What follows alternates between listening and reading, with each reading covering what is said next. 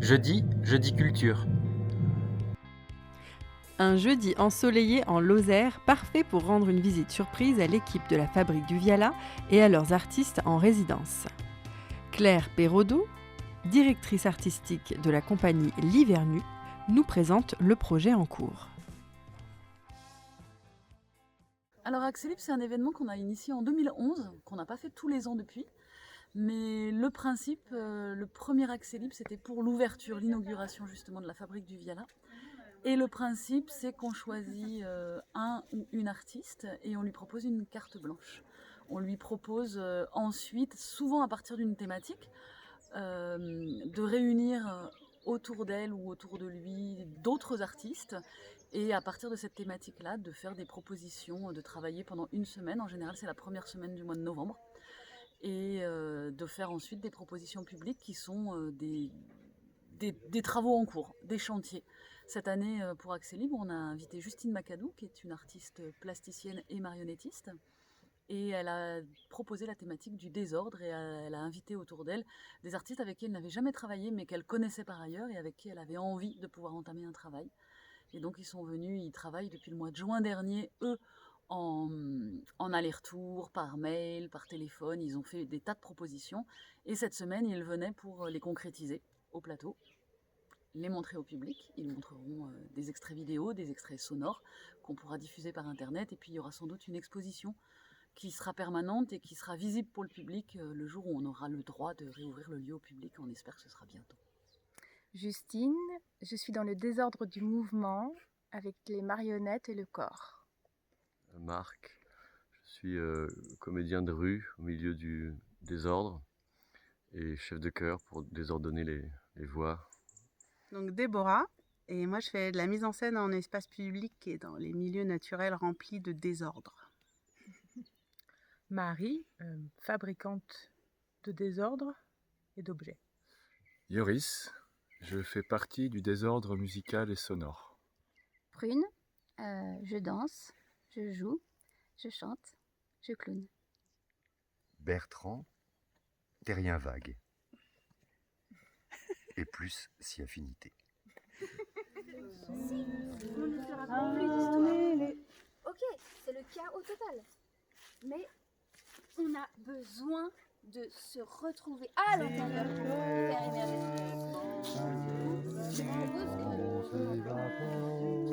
les portes de chaque petite case pour commencer. Parce que finalement, Buisson là, il a l'air. Il me regarde, il me regarde de tout son désordre, de tout son fouillis, mais finalement il me rassure. Alors que ces grands magasins du rangement, où vraiment on doit tout ranger, tout est propre, où finalement leur créneau c'est vraiment de tout ranger, finalement ils vendent de l'ordre. Et vendre de l'ordre, qu'est-ce que c'est? Est-ce que c'est pas complètement flippant? Vraiment flippant?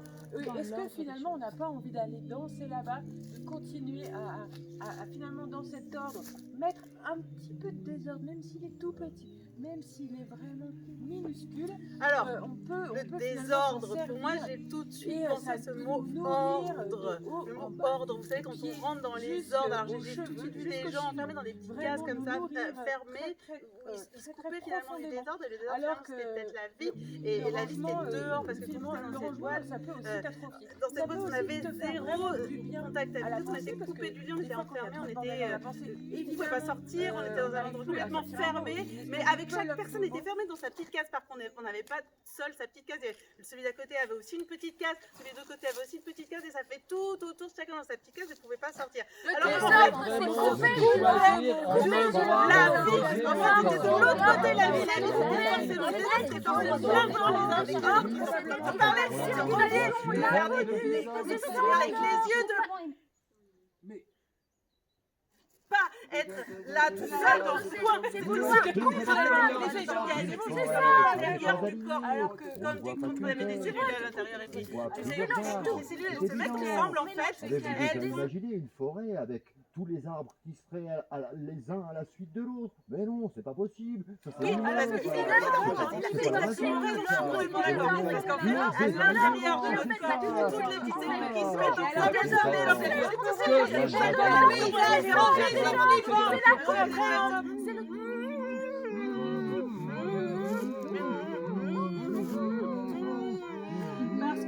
arbres super bien rangés là. Alors que cette cellule-là, tout ce qu'elle voulait faire, c'était aussi...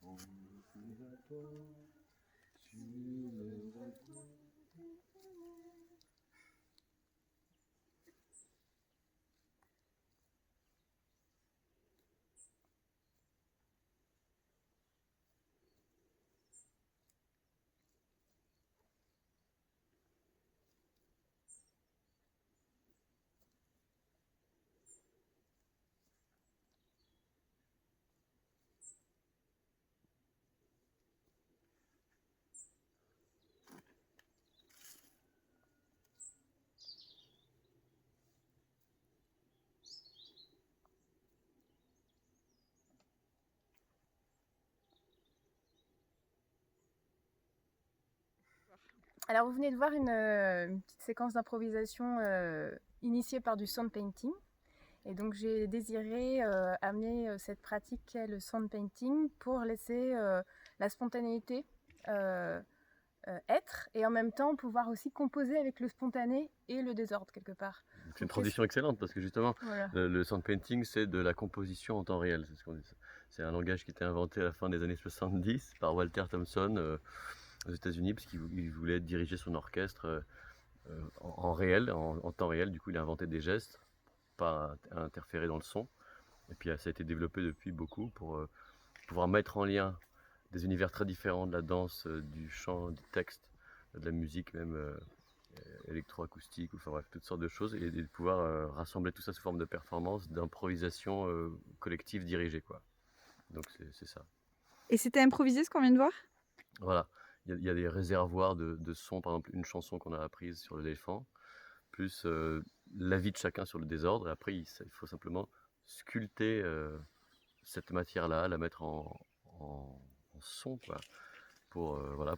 Et donc ça raconte aussi quelque chose en soi. En plus on parle du désordre, donc vraiment c'est pour ça que Justine voulait qu'il y ait ça, j'imagine, sculpter le désordre pour le transformer un peu en beauté tout en étant complètement éphémère et spontané, quoi. Non, c'est vrai.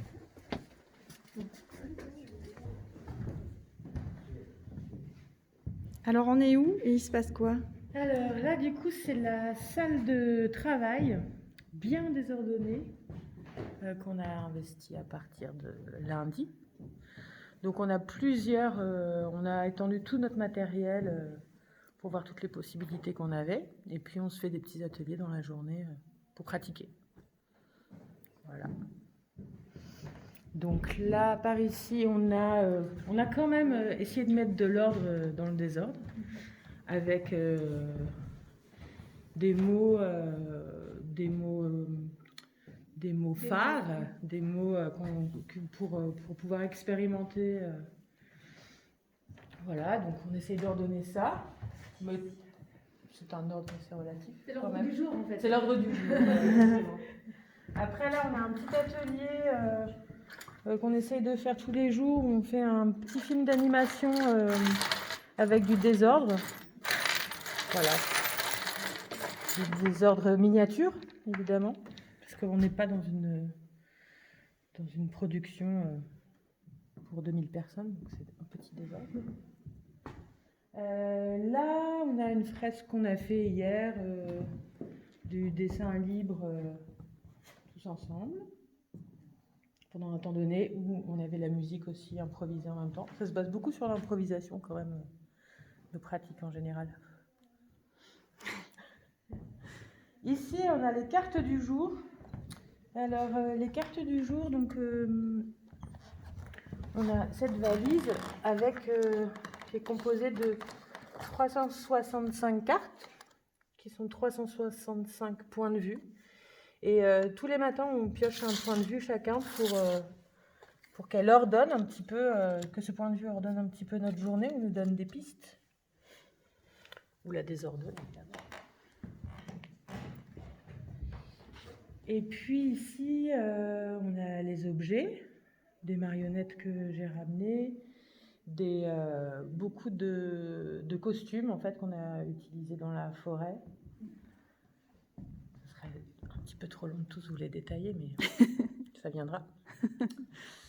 Là, il y a tout le matériel de Yoris pour le son aussi, qui est un joyeux désordre que moi personnellement je ne comprends absolument pas, mais que lui certainement comprend très très bien. Voilà, et puis des caisses de désordre qu'on peut utiliser à foison. En parallèle de l'accueil de ces artistes en résidence, la compagnie L'Hiver Nu poursuit son travail de création. En ce moment, c'est toujours Sauvage ou les enfants du fleuve, qui est le spectacle pour enfants qui doit sortir normalement en août prochain au festival Mima à Mirepoix dans l'Ariège et qui tournera ensuite à l'automne en Lozère. Et c'est un spectacle qui met en scène la dérive de 4 enfants sur un fleuve suite à une grande tempête. Du coup, c'est la scénographie avec les marionnettes du prochain spectacle, Sauvage ou les enfants du fleuve. Et vous avez là le dispositif qui représente un radeau, un embâcle. Un embâcle, c'est un amas de bois qui souvent s'accumule contre un pont de bois flotté. Et là, ces enfants se retrouvent sur un embâcle qui dérive sur un fleuve. Donc la scénographie qui est en cours de construction, là, représente cet embâcle. Et on a en marionnette les 4 enfants qui dérivent, avec la plus grande au fond qui s'appelle Anina, Nathan, le petit qui est agenouillé, et les 2 petites qui ont 3 dimensions différentes et qui vont sur cet embâcle rencontrer différents personnages. Alors du coup, c'est qui construit tout ça? Et bien là, on a construit avec Anne-Laure Baudouin, tous les deux. Moi, je conçois la scénographie et ensuite avec Anne-Laure, on a construit dans l'atelier. Et ensuite, les marionnettes ont été construites par Arnaud Louskipan, qui est un facteur de marionnettes qui est au Mans. Voilà. Du coup, là, on échange avec lui, on lui dit ce qu'on a envie, et ensuite, il réalise, il nous fait des propositions d'abord en sculpture. C'est des très belles marionnettes qui sont sculptées d'abord en terre, et ensuite, il fait un moule, et il les a moulées et fabriquées en une sorte de papier mâché amélioré. Et ça va pouvoir être transportable? Eh ben, oui. Ensuite, la scénographie, elle se démonte entièrement. Là, c'est des essais. Il y a une partie qui n'est pas encore complètement finie, mais ensuite, c'est démontable et on le transporte dans un camion pour pouvoir l'emmener sur les différents lieux de représentation et de répétition. Et vous avez déjà des dates? Eh ben, oui, la première date, c'est en août 21 à Mirepoix. Et ensuite, on jouera à Périscope à Nîmes en décembre. Et avant décembre, on sera en Lozère.